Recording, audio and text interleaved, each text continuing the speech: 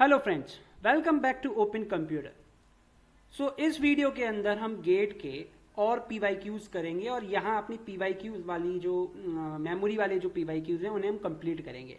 और अगर कोई PYQs होंगे आप प्लीज़ उन्हें अपने आप सॉल्व कर कर प्रैक्टिस करने की कोशिश कीजिए कि क्या हमें समझ में आए किस तरीके से PYQs करने हैं या नहीं। वैसे मैंने मोस्ट ऑफ द PYQs करा दिए हैं। अब ये सीरीज़ अगर आपको पसंद आ रही है तो प्लीज़ आप इस सीरीज़ को शेयर कीजिए लोग अपने फ्रेंड्स में, और लोगों से कहिए कि इस सीरीज़ को देखें और पढ़ें इससे, जिससे वो भी इसका बेनिफिट उठा पाएँ। इससे मेरे को भी फ़ायदा होगा कि मेरे लिए भी मोटिवेशन होगा कि मैं भी इस सीरीज़ को और अच्छे तरीके से और डिटेल्ड वे में गेट के लिए जो भी मटेरियल है वो आप सबको प्रोवाइड कर सकूं, और जल्दी वीडियोस हैं मैं ला सकूं। वैसे मैं रेगुलर कोशिश कर रहा हूं, अभी काफ़ी दिनों बाद लंबा गैप हुआ है, नहीं तो रेगुलर आ रही थी वीडियोस। ओके, तो इस वीडियो में हम कुछ क्वेश्चंस करेंगे। तो पहला क्वेश्चन देखिए क्या लिखा है। Consider system with a 2 level caches. Okay, access level of level 1 and level 2 cache and the main memory are 1 nanosecond, 10 nanosecond, 5 nanosecond।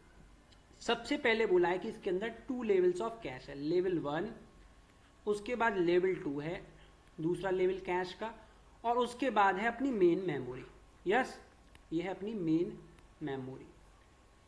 Level 1 का कैश का जो एक्सेस टाइम है वो है 1 नैनोसेकेंड्स, लेवल 2 का है 10 नैनोसेकेंड्स, और मेन मेमोरी का दिया है 500 नैनोसेकेंड्स एक्सेस टाइम। ओके, उसके बाद दे रखा है the hit ratio of the level 1 and level 2 caches are 0.8 and 0.9।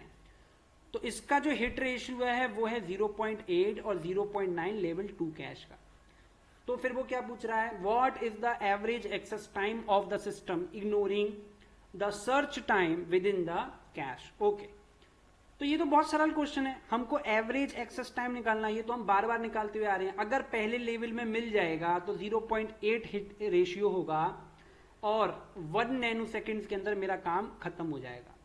उसके बाद अगर नहीं मिलता है तो इसके चांस हैं 0.2, यानी कि मिस करेगा तो 0.2 चांसेस हैं, और वहां पहुंचेगा अगर दूसरे लेवल कैश पर और वहां हिट होता है तो 0.9 हिट रेशियो के साथ हिट कर जाएगा।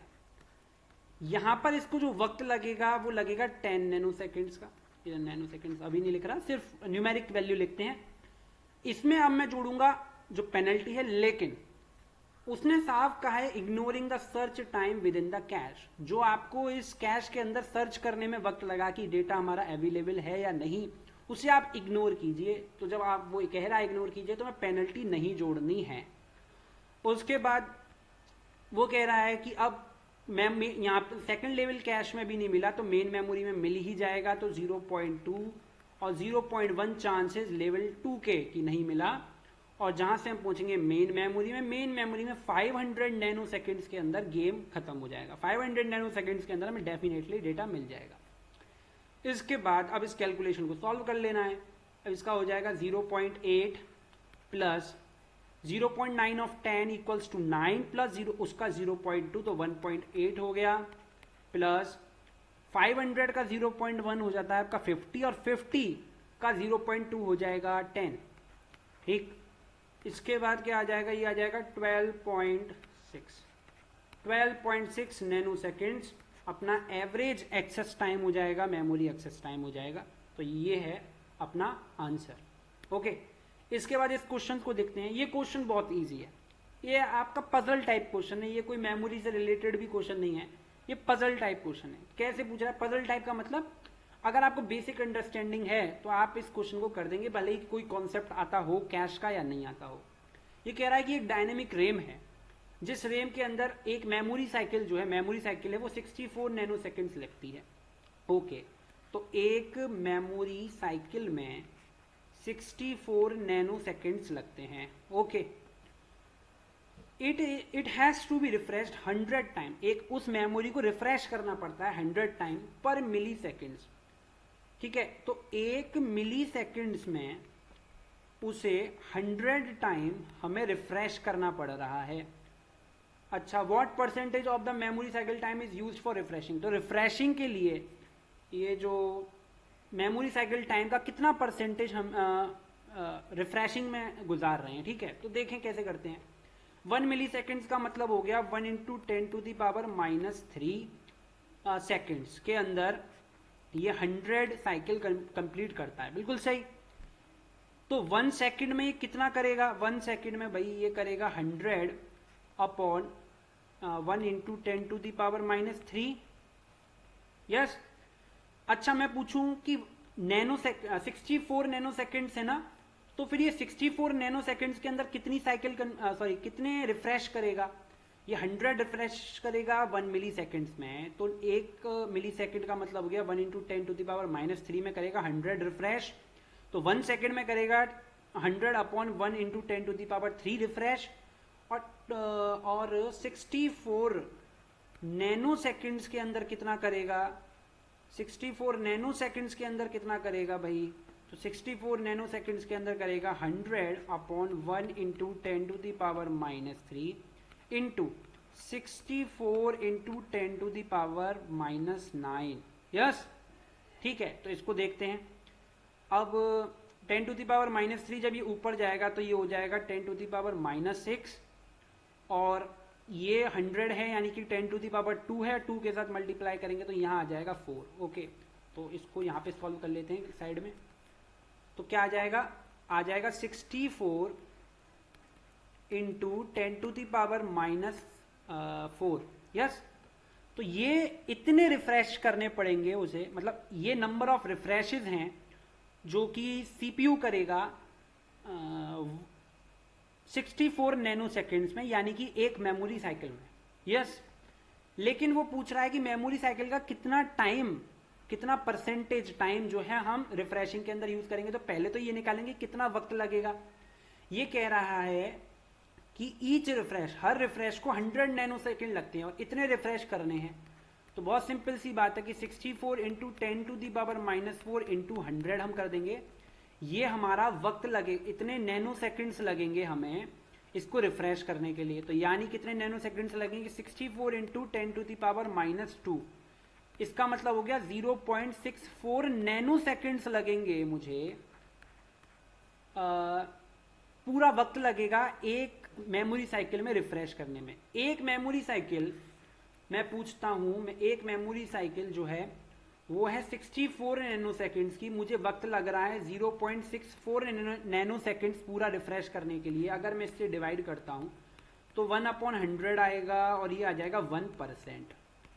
तो 1% टाइम लगेगा पूरी मेमोरी साइकिल का उसे रिफ्रेश करने के लिए। तो 1% इज द आंसर। ओके, अगला क्वेश्चन देखते हैं।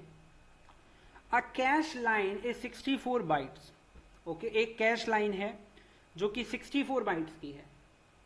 ठीक, the main memory has a latency 32 nanoseconds and a bandwidth 1 gigabytes per second. The time required to fetch the entire cache lines from the main memory is. अच्छा, okay, ये कह रहा है कि 1 गीगाबाइट डेटा ट्रांसफर करता है 1 second के अंदर। इसका मतलब क्या हो गया? 1 गीगाबाइट पर सेकेंड। और ये पूछ के आ रहा है कि भाई इस पूरे कैश को, एंटायर कैश को अगर उसे फैच करना है तो कितना टाइम लगेगा। अब एंटायर जो कैश है वो 64 बाइट का है, तो इसका मतलब मुझे 1 गीगाबाइट नहीं, मुझे 64 बाइट्स ही एक्सेस करनी है। 1 गीगाबाइट का मतलब होता है 10⁹ bytes. 10⁹ bytes equals to 1 gigabyte को सेंड करने में लगेंगे 1 सेकेंड। और तो 1 बाइट को सेंड करने में लगेंगे 1/10⁹। और पूछ रहा है कितना बाइट है? 64 बाइट। तो 64 बाइट को सेंड करने में कितना वक्त लगेगा? तो लगेगा 64/10⁹। ओके, ये सेकंड्स लगेंगे हमारे इस डेटा को सेंड करने के लिए। ओके, अच्छा, अगर मैं इसे ये लिख लूँ 64 इंटू 10⁻⁻9 सेकेंड्स, तो -9 को अगर मैं बाहर निकाल लूँ ये क्या हो जाएगा? ये हो जाएगा 64 नैनो सेकेंड्स। इसे मैं डायरेक्टली लिख सकता हूँ 64 नैनो सेकेंड्स। ओके, तो इसका मतलब 64 बाइट डेटा को इस स्पीड से सेंड, 1 गीगाबाइट स्पीड से सेंड करने में मुझे 64 नैनो सेकेंड्स लगेंगे। तो मेरा आंसर हो जाता है 64 और सारे जो भी लोग हैं वो ज़्यादातर लोग 64 को डायरेक्टली टिक कर आ जाएंगे और आंसर हो जाएगा गलत। जी हाँ भाई, उसने ये भी बोला है कि सीपीयू को 32 नैनो सेकेंड की लेटेंसी लगती है, यानी वो थोड़ा डिले करता है, 32 नैनो सेकेंड से डिले भी करेगा इस कैश को एक्सेस करने के लिए। कैश को जब फैच करेगा तो 32 नैनो सेकेंड डिले भी करेगा, तो 32 जो नैनो सेकेंड्स का जो टाइम है वो भी ऐड होगा और आंसर आएगा 96 नैनो सेकेंड्स। यस, तो ये होगा अपना, ना कि 64। तो 96 अपना आंसर हो जाता है नैनो सेकेंड्स में इस क्वेश्चन का। सो इस वीडियो के अंदर बस इतना ही। ओके, तो अगर आपको ये वीडियोस पसंद आ रही हैं तो प्लीज़ चैनल को सब्सक्राइब कीजिए, वीडियो को लाइक कीजिए और कमेंट करके बताइए कि कैसा लगा। ओके, और अपने दोस्तों में भी इस वीडियो को शेयर कीजिए, जिससे मेरे पास भी एक मोटिवेशन हो अच्छा कंटेंट जनरेट करने का। Okay, thank you.